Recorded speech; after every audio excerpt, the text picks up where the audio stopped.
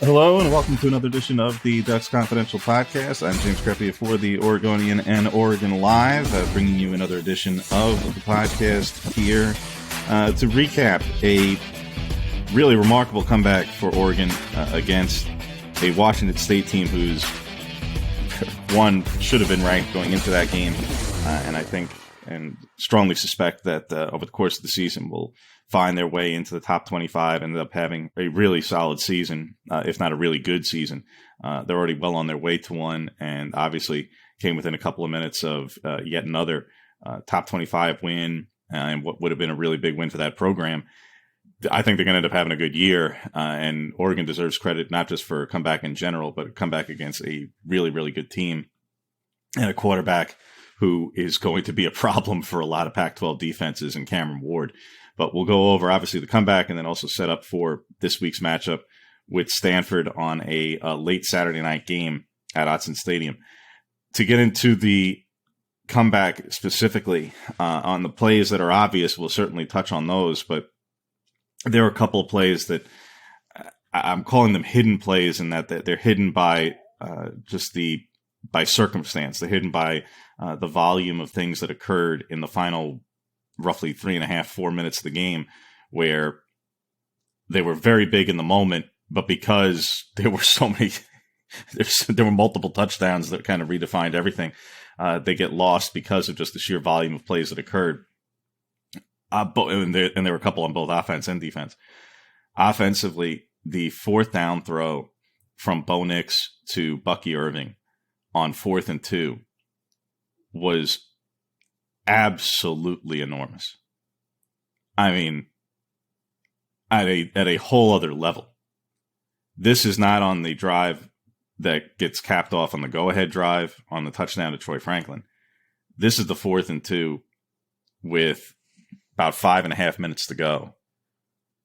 That is leading into the eventual touchdown to Cam McCormick. And then the defense had to make a stop. And then, many things had to happen thereafter. But if they don't convert that 4th and 2 down 12 with less than 6 minutes to play, you can forget about the rest. The game is probably over. Now, the point that I want to get on the throw is not just, simply what the outcome of the game ends up being. The play itself was absolutely remarkable. Not just, they converted on a 4th down, therefore it's a big play. The play itself, it was not exactly as it was drawn up, because it ended up being extended and delayed. And the throw from Nix was, to say it was perfectly placed, may not be doing it justice. And then the catch from Irving, there was not exactly a lot of separation here. This was an absolutely perfectly placed ball.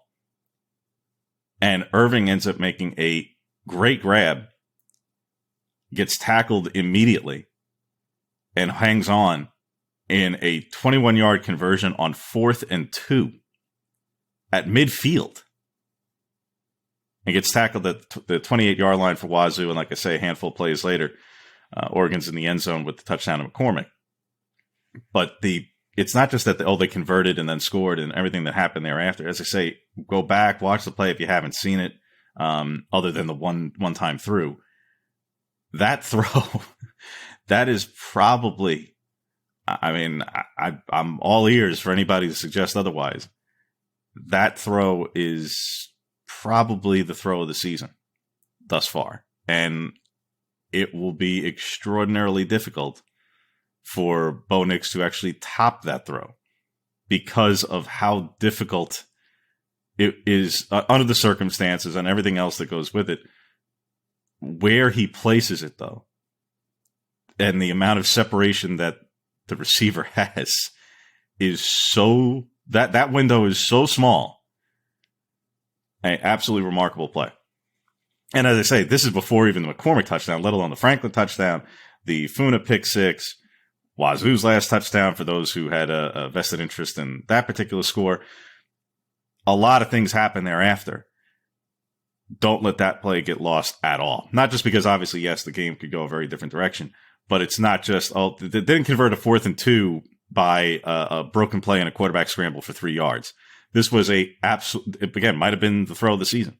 Not just because of circumstance, but because of just how tight that window was and how small a amount of separation Bucky had in order to execute a throw to him and also for him to make the catch. A remarkable play on both ends of it.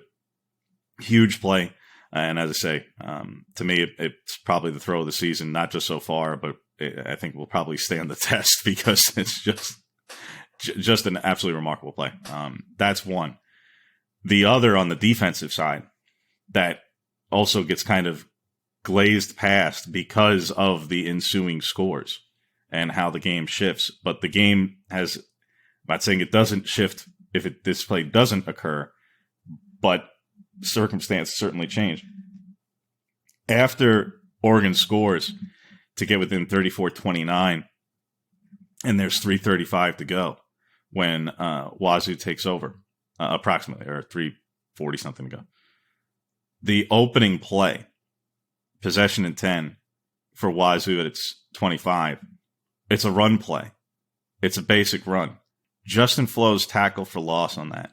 One is just a violent hit, and it's a big hit, and that's in and of itself is a big play. But to knock Wazoo completely back on its heels, literally and proverbially, after it's gone from a 2-score game, 6.5 minutes to go, this game is effectively on ice. I mean, inside the stadium, on the McCormick touchdown, not that the Wazoo crowd was particularly into it, but you really didn't feel like, other than on the Oregon sideline, which obviously was pretty excited, there really wasn't much of a feeling like, oh, okay, well, they scored, but, Wazoo still got the lead in this game. Yeah, it's 1 score, but it's not going to take a whole lot to end it. For the very ensuing play to put Washington State behind the sticks, and then, frankly, mismanagement on the part of the Cougars thereafter, where the play-by-flow is enormous. And again, as I say, it's kind of lost because about 20 plays happen in the game thereafter.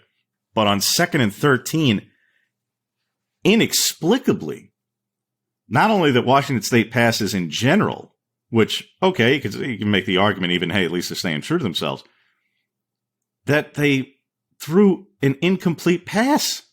They're not looking to pass on 2nd and 8 or 2nd and 7 or 2nd and 5. They'll probably run again. But when the first down play goes for a loss of 3, and not a loss of 3 where there was this back and forth running or a quarterback scrambling, whatever. No, just a standard handoff that just gets completely blown up in the backfield immediately by Flo. Now you're at 2nd and 13. All right, fine. He can make the statement that they kind of had to pass. Sure.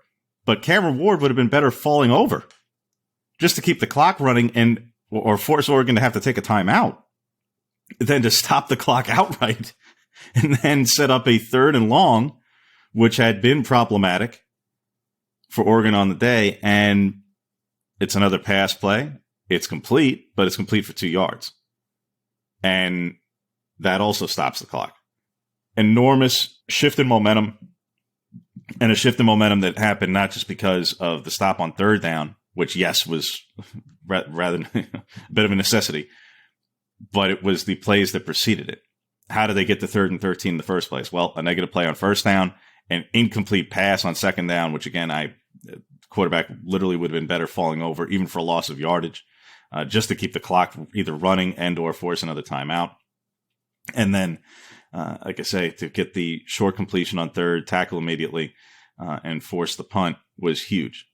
Now, obviously, to the big plays and setting up for the touchdown to Franklin on a 3rd and 1 at the 50, where, yes, it's as they went over after the game, it's a tempo call.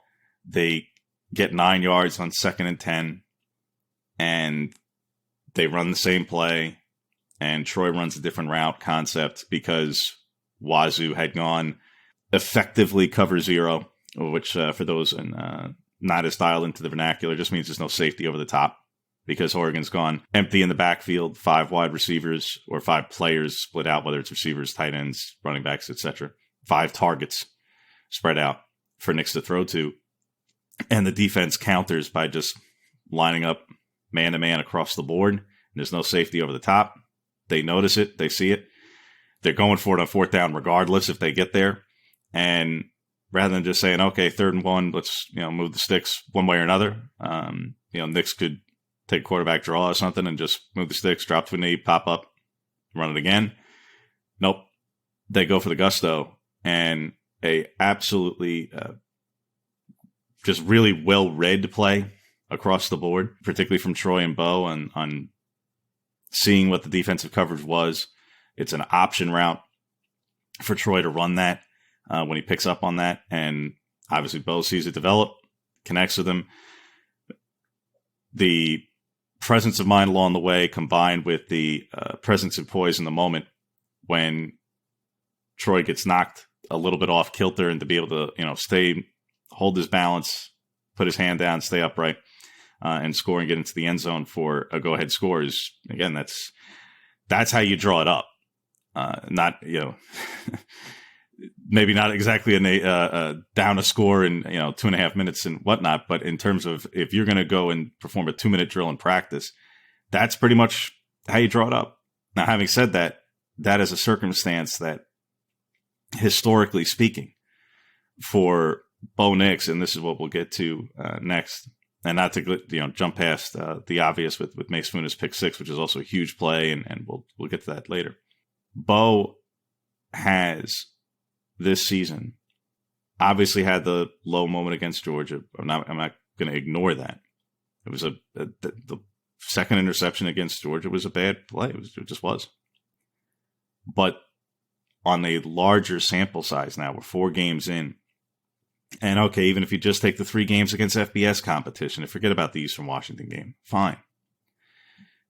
His situational splits in the moments where during his Auburn career he had the greatest difficulty, when his team was trailing, when he was on the road, when it was 3rd down, particularly 3rd down, obvious passing situations, in the 4th quarter. And now combine all of those things this past weekend. They're on the road, team's down 2 scores, and then 1 score. There's 3rd downs, and we're in the 4th quarter. Throw all those things combined. That for 3 years, that was the exact circumstances and recipe for if you wanted to get for those who've paid attention to the narrative of the past 3 years, the good Bo, bad Bo construct. If you wanted to come up with the exact circumstances where Bo Nix had struggled, that was exactly it. To a T. What you got in Pullman was a absolute 180-degree opposite direction by way of results. And it wasn't the first time this season, or even this, let's say this month, the whole season's been this month. This season, you have seen that this quarterback has begun to redefine himself here at this level. And I think that's obviously a huge positive sign for Oregon and its fan base and its program for the rest of the year. But also a sign, I don't want to get too declarative here by any stretch of the imagination, but I think that's part of it. These are college players. And I think at times now, especially for quarterbacks and especially for quarterbacks who play early in their careers, when that was not something that necessarily happened, historically speaking, freshmen and sophomores didn't play a whole lot at the quarterback position. And a guy like Bo Nix steps in and obviously plays from the very first game of his career. We get too much in a rush to not just judgment, but declarative statements about players in general, but particularly quarterbacks, and particularly quarterbacks who, they're making these plays at 18, 19, and 20. And for those who are at the extreme high end, and they deserve the praise. But for those who have a variability by way of, they have some high end moments, as Bo Nix did while he was at Auburn, and also some really low end moments, which he had as well. We get too declarative, too overly characteristic of that variance.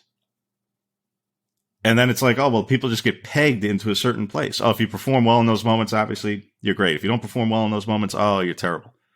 And if you're inconsistent, well, then that's all you are. You're inconsistent. How about there's a long enough timeline here? Now, how about how many great college quarterbacks have there been? Great. Who achieved in those moments or not. And then go to the NFL and they can't translate it there. And you go, well, I thought they were great the whole time. What happened? Or vice versa. How many guys who weren't that great necessarily in college who end up just, not great, but necessarily by way of every statistic or Heisman contenders, but end up being really solid professional quarterbacks. There's more to it. And I think here what you're seeing with Bo Nix in his fourth college season so far, again, long season to go, is a player, to his credit, combined with this coaching staff and offensive coordinator Kenny Dillingham specifically, who have turned a page, who have connected together and worked together to basically refine and sand off the edges of and refine a player who needed to evolve, needed to take away some of the mistakes and the issues that caused them trouble. And what has he gotten in return? He's gotten the best offensive line that he's had to play behind his entire career, and they still haven't allowed a sack, which is a credit to them and also to Nix, who frankly, for all intents and purposes, he should have been sacked once in this past game. And it wouldn't have even been a fault of the offensive line or frankly him. There was a play where Wazoo brought a late blitz and they had it. I mean, they're flat out. They absolutely had him. And TJ Bass did everything he could possible to try and adjust and get it at that moment. But Nix just managed to keep his balance and managed to get a throw off on a throwaway to save the play and avoid being sacked. But that aside, he's played behind the best offensive line of his career. He's playing with probably top to bottom the most talented set of skill position players in his career. And all right, yes, again, we can go back to the season opener all we want, but with each and every week, that's going to get more and more in the rear view. He is playing well in the very situations that he didn't before. And that's a massive positive sign for Oregon for the rest of the season. The more he can continue that, certainly. You hope that it doesn't require too many more 2-minute drill circumstances along the way, but be that as it may. And that's where you say the story isn't written yet. It's not done. The book's not finished. And that's the beauty of people's college careers, is that there's still time. Even when it seems like after 3 years, oh, you already know who this player is. Well, maybe not. Maybe not yet. You see, even in the NFL, where there's a much longer time horizon, maybe it's not there yet.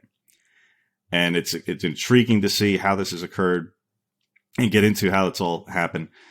How is it that Bo Nix has managed to, like I say, really avoid, with the interception against Georgia notwithstanding, avoid some of the very issues that not just plagued the first 3 years of his career, defined the first 3 years of his career. Again, ask, what is the perception and reality, and even just what the data has said and what the statistics have said during the course of his Auburn career compared to what he's done now. It's night and day by way of the biggest moments and the situational moments. Credit to him. And I say, and also credit to this offensive coaching staff because, and the rest of the players for that matter, for helping him get there. Because this is not just a matter of, oh, it's a small sample or whatever. These are huge moments. Absolutely humongous moments. And he closed the game 7 of 8. 10 of 15 in the fourth quarter. 7 of 8. Starting with that fourth down throw to Bucky Irving. With a couple of first downs. and a couple of touchdowns, all of those plays coming where Oregon's trailing in the game. I mean, what more can you ask for? That's how you achieve the biggest comeback for the program in 15 years. That's how you achieve, for the other side of the coin, for those at Wazoo, another, Couging it outcome. Because the opposing quarterback has a absolutely remarkable finish to the game with some huge plays and huge moments. As I say, credit to them. There's the hidden plays along the way, but for the plays that are obvious, also huge as well. Like it touched on with, obviously, the defensive play also from Justin Flo. Yes, the interception return for touchdown for Mace Funa that seals it as well. And a credit to him, not just for instinctual play and adjusting to something you saw in practice during the week and those things, and saw throughout the course of the game on those screenplays. Funa put himself in that position, not just in that moment, but to be on the field in that moment. That was an exact situation where we talked in the offseason about Mace Funa getting leaner, losing weight, in order to get back on the field in pass rush situations and in certain spots in the game. That was the definition of the situation that he was putting himself in, not just on last Saturday, during the game, or during the course of practice leading into that game. He put himself in that situation last Saturday by what he did in April and March. Because this is a player who was not going to be on the field and wasn't on the field last season in those situations. Because by frame and body type, he couldn't have been. You were not going to put a guy who is there as basically a designated edge setter in the run game on the field for a late game 2-minute drive where the opponent had to pass. And an air raid offense, no less. But when an edge player who lost considerable weight in order to be more of a pass rusher, and yes, can still obviously be effective in the run game, but that is no longer his, the only tool in his toolbox. Mace Funa put himself on that field, and in that moment, as I say, it had nothing to. It was not explicitly and only and exclusively because of what he did throughout the course of the game, or what he did throughout the course of the week. That was months of preparation and adjustment that put him in position to make that play. And again, it's the biggest play of his career. So those were obviously the huge plays and moments from last week's game for Oregon to fuel, like I say, just a absolutely furious comeback. One for certainly the program record books. 29 points in the fourth quarter is, as best anybody can tell, the most points Oregon has scored in the fourth quarter of a game since at least the early 1970s. And we say at least because prior to that, the record books get a little bit hazy in terms of quarter by quarter box scores. So at least somewhere around 1972 is about as far back as records currently go for something like that. So, and a massive comeback, tremendous outcome for the Ducks. And it's early in the season, but it does show in the big picture of how different are things with a 3-1 team starting off league play with a win versus had they not been able to pull off that kind of comeback where they're 2-2, you start off league play with a loss, and now what are you thinking? Now what's the potential for the season? If Washington State holds on, if they don't convert, forget about all the other later plays. If they just don't convert the fourth down from Nix to Irving, and Washington State hangs on for, I don't care if it's a 2-score game, 1-score game, loss is a loss. The way that you're going to be thinking about the trajectory of the rest of the season is very different at 2-2 and 0-1 and feeling like, Washington State was, like I say, going to end up having probably a very good season regardless. But you're feeling like you just got behind them USC is obviously having a nice run and start to things. And can this team make it to the championship game? Now, you're feeling very much like this is still a team very much alive to be competing for the conference title game. And we'll see what happens, in the big picture thereafter. But that's the early coin flip that is by way of, again, just as the season opener can be overly declarative, the conference opener can be overly declarative by way of result. But it sets up for a second game, the Pac-12 home opener against Stanford this week.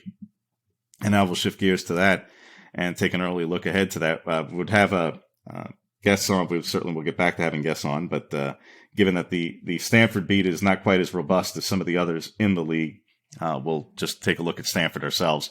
I was able to hop on Tuesday's Zoom call with Stanford coach David Shaw and get his perspective on a couple of things. But first, from an injury standpoint, as Shaw is one of the more forthright coaches, not just in the league, but the country when it comes to his team's personnel.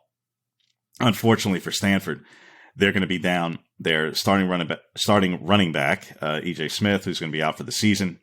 So Lake Oswego's Casey Filkins, who has played against the Ducks before, even going back to 2020, he had a pretty big game in that game. He will be the lead back not just on Saturday, but for the remainder of the season for Stanford. So that certainly changes some things in the backfield for them. And secondly, that the two starting tackles for Stanford, which is already down its right guard, Branson Bragg, who medically retired before the start of the season. Their starting tackles are both questionable at this point entering the game, and Stanford will probably make an announcement Thursday night as to their status for whether or not they'll even travel. And that is not just rough in general, but this is a Stanford team who, I will get into the history. We'll touch on it here. I realize this is always a series that I can already hear Ducks fans just going, as several have already tweeted at me this week regarding some of these stories. Doesn't matter. They'll still manage to pull off something. They'll still manage to play way above themselves. I get it. I know history tells you that. So you'd be foolish not to consider the historic element. But put history aside here for a second. This is a Stanford team who, for whatever reason, has lost a remarkable number now of FBS games dating back through last season. They haven't beaten an FBS team since the Oregon game last year. And remember all the circumstances, obviously, that even made that possible.